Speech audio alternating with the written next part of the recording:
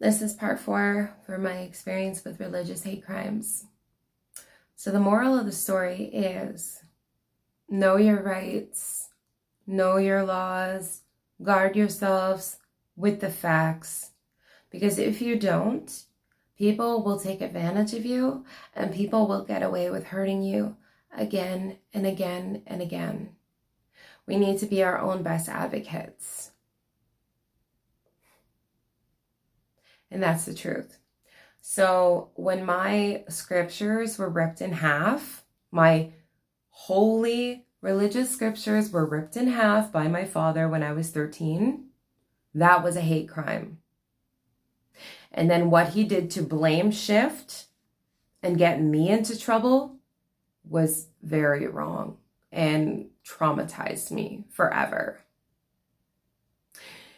The hate crime that my mother committed against me when I was 29 years old and she ripped my Bible in half in my face was also a hate crime and wrong. These were both criminal offenses that have had lasting impacts on me.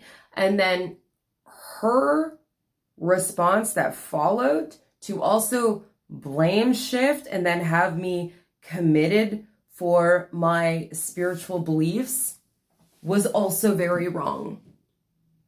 Don't do this to people. I don't care who you are. I don't care where you are. Ripping someone's scriptures, ripping their holy books in half is wrong. And if your children come to you speaking to you about spiritual beliefs, don't try to convince them that they're crazy. Fucking listen to them. Listen to what they have to say and consider it with an open mind. See, because when Mother Mary visited me when I was 8 years old, my mother had tried to convince me that it was the devil in disguise, that the devil was trying to trick me by impersonating our Mother Mary. Now, I know that that's not true. I know it in my heart. I know it in my intuition. I know it in my soul.